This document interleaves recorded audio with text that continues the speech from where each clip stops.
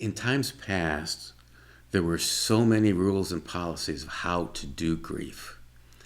And it became so overwhelming for some people trying to fulfill the needs of others as they were going through the grieving process and wondering, is what I am doing, is what I am feeling normal? This is going to happen to all of us because none of us are good at grieving. We don't know what normal is. So I'm going to invite you in these next very few minutes to give a deeper thought of what it means for you to be grieving normally. There are many types of grief. They are going to affect everyone differently. The grief that you are going through is not like other people. Thus, there is not going to be a normal for you. In fact, I really recommend that you throw away any of the cookie cutter ideas of what normal should look like. That in fact, for you, let's create an entirely different outline of how you are going to want to grieve. And so realize that there's many different types of grieving. There's a grief called preparatory grief.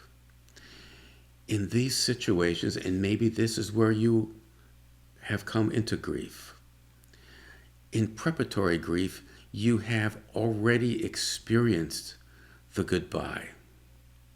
This is found quite often in people who are going through dementia illnesses, such as Alzheimer's, where you watch a loved one day after day, potentially even year after year, slip away.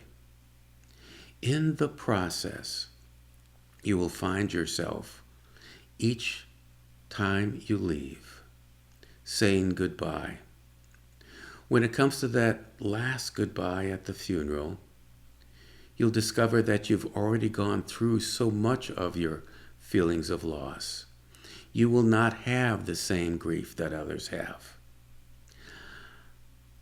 For others, it can be the exact opposite, that your loss has come at you so quickly that you haven't had a time, nowhere near the time, to prepare yourself for the loss. Families that lose children, particularly when the child is suddenly taken from them, will experience what's often referred to as delayed grief. It simply means that you cannot handle everything this fast, and you need to give yourself some time. What some families like to do is simply close the bedroom door to the person that they have lost. As they're ready, they will be able to open the door, to look in, and close the door. And in time, they will be able to walk in that door, walk through that room, and see and experience the life of their loved one. No one can tell these people when they're ready. It's very simple. You will know, and you feel comfortable as you begin this process through delayed grief. But there's other ways in which we can feel grief and loss, and I think the simplest way for you to do this is to realize that you had a relationship to your loved one that's unique to you. It is just normal to expect that if your relationship was unique, your grieving process will also be unique. And so what we would recommend for you is to realize that you can make your own rules.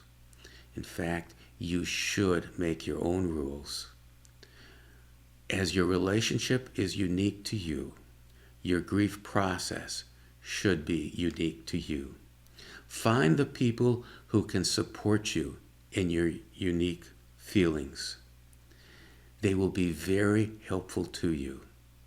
And allow yourself to pull away from those well-meaning people who want to impose upon you those cookie-cutter rules of grief. As you go through this grief experience, you will discover that your rules are what's best for you.